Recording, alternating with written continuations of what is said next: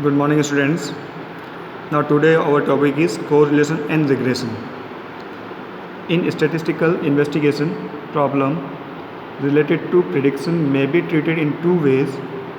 Number one, by computing the correlation coefficient, and second, by using regression analysis. The correlation coefficient tells us how strongly the two variables are related, but it does not give us the magnitude of change of one variable due to other variable, and the regression analysis used for prediction or estimation. So there is two types of parameters. One is correlation. When we have only find the relation between two variables, then we have to use correlation. But if we have to find magnitude also of one variable with respect to other, then we have to use regression analysis. Now, correlation. The two variables are said to be correlated of change in one variable give us a specific change in other variable. Okay, the two variables are said to be correlated if change in one variable give us a specific change in other variable. If the increase in one variable result in the corresponding increase in other variable, then it is said to be direct or positive correlation. If the increase or decrease in one variable result in the corresponding decrease or increase in other variable, then it is said to be diverse or negative correlation. There are some examples. There exists a positive correlation between income and expenditure, and the correlation between volume and pressure of perfect gas is negative correlation. So these are the two examples. One is positive correlation, क्योंकि जब जब अपनी income बढ़ेगी expenditure उसी के respect में बढ़ते जाएंगे, तो इनकम और एक्सपेंडिचर के बीच में आपका क्या है, पॉजिटिव कोरिलेशन है. और वॉल्यूम और प्रेशर जो है वो एक दूसरे के अपोजिट है. जब वॉल्यूम बढ़ेगा तो प्रेशर कम होगा, और वॉल्यूम घटेगा तो प्रेशर ज़्यादा होगा. तो ये आपका नेगेटिव कोरिलेशन का एग्जांपल है. ना इससे मैं एक डायग्राम से समझ लेते हैं. डॉट फॉर्म में जो डायग्राम बनता है एक्स और वाई की फॉर्म में, वो आपका कहलाता है scatter diagram. Now the first diagram X and Y के बीच में जो दे रखा है उसमें एक रैंडमली डिस्ट्रीब्यूटेड है एक्स और वाई की वैल्यू. नाउ यहाँ कोई भी रिलेशन आइडेंटिफाई करना पॉसिबल नहीं है, तो ये है आपका नो कोरिलेशन, यानी एक्स और वाई के बीच में कोई रिलेशन एग्जिस्ट नहीं करता है. सेकंड में एक्स और वाई के बीच में जैसे जैसे एक्स बढ़ रहा है वाई बढ़ता है मिड वैल्यू तक, उसके बाद जैसे ही एक्स बढ़ता है वाई डिक्रीज होने लगता है. तो ये लीनियर फॉर्म में नहीं, लीनियर में लाइन एक स्ट्रेट लाइन ड्रॉ नहीं कर सकते यहाँ, तो ये आपका नॉन लीनियर कोरिलेशन हो जाएगा between X and Y. Third है आपका परफेक्ट पॉजिटिव कोरिलेशन. जिस तरह से एक्स इंक्रीज़ हो रहा है उसी के रेस्पेक्ट में अगर वाई भी इंक्रीज़ हो रहा है या डिक्रीज़ हो रहा है, तो वो आपका कहलाता है परफेक्ट पॉजिटिव कोरिलेशन, जिसे स्ट्रेट लाइन से ड्रॉ कर सकते हैं. Same process negative correlation. जैसे जैसे अपना एक्स इंक्रीज़ हो रहा है उसी के रेस्पेक्ट में अगर वाई डिक्रीज़ हो रहा है, तो वो आपका कहलाता है नेगेटिव कोरिलेशन.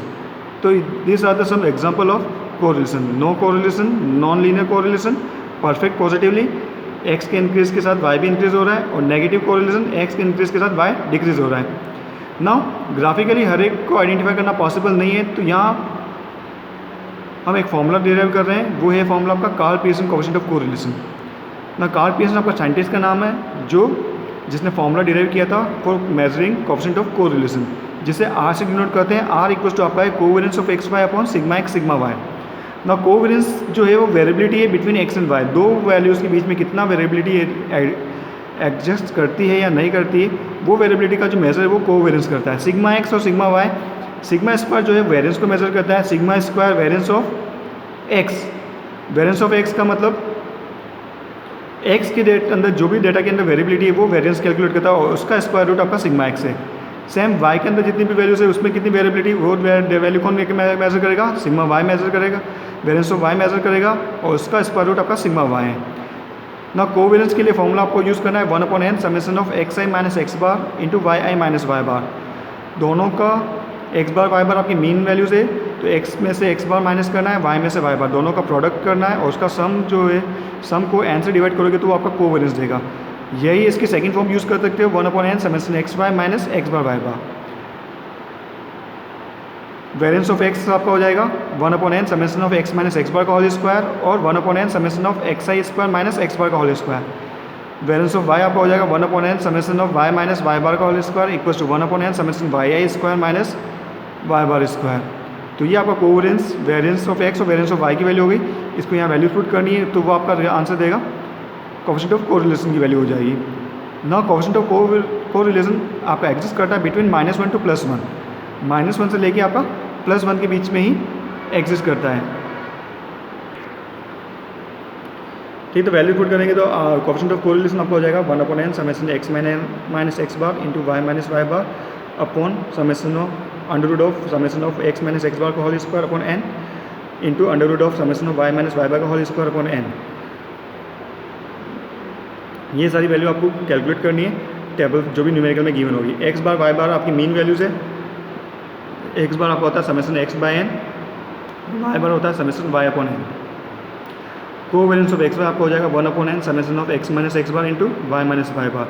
दोनों का प्रोडक्ट आपका कोवेरियंस ऑफ x y है, या उसको इस फॉर्म में लिख सकते हो। ठीक है, तो सेकंड फॉर्मूला यूज़ करते तो आपके कोएफिशिएंट ऑफ कोरिलेशन हो जाएगा 1/n summation of x minus x bar minus y minus y bar upon under root of summation of x square upon n minus x bar का square summation of y square by n minus y bar का square. n जो divide करे वो only summation x square और y square में कर रहे हैं। ये है फॉर्मूला आपकी कोएफिशिएंट ऑफ कोरिलेशन। या तो आपको फर्स्ट फॉर्म यूज़ करनी है या सभी की सेकंड फॉर्म। ना फर्स्ट फॉर्म मैन्युअली तब यूज़ की जाती है जब x बार और y बार जो है एक मीन वैल्यू अगर इंटीजर फॉर्म में है तो फर्स्ट फॉर्म यूज़ करते हैं, और अगर ये फ्रिक्शनल या डेसिमल फॉर्म में है तो आपको सेकंड फॉर्म यूज़ करनी होती है। ना इसे अपन न्यूमेरिकल से समझ लेते हैं। क्वेश्चन नंबर फर्स्ट, ना question number first, calculate the correlation coefficient for the following height of father x and their son y। यहाँ आपको 8 ऑब्जर्वेशन की डेटा दे रखा है जिसमें x डिनोट कर रहा है फादर की हाइट को इंचेस में और y डिनोट कर रहा है सन की हाइट को इंचेस में। x की वैल्यू है 65, 66, 67, 67, 68, 69, 70 एंड 72, और y की वैल्यूज है 67, 68, 65, 68, 72, 72, 69 और 71।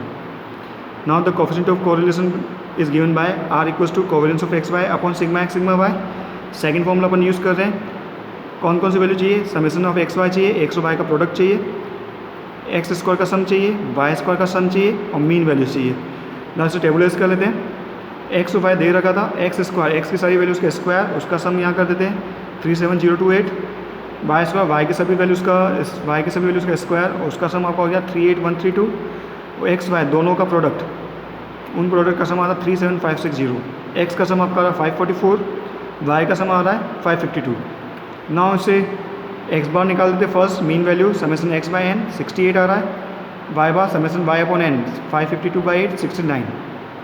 नेक्स्ट सिग्मा x की value under root of summation x square by n minus x bar summation x square 37028/8 minus 68 का स्क्वायर। ये आपका आ रहा है under root of 4.5 2.121। Sigma y आपका हो जाएगा under root of summation of y square upon n minus y bar square 38132/8 minus 69 का square. This is equal to under root of 5.5। Exact value क्या आ रही है 2.345। नेक्स्ट आपको चाहिए कोवेरियंस। नाउ नेक्स्ट आपको चाहिए कोवेरियंस ऑफ एक्स वाई।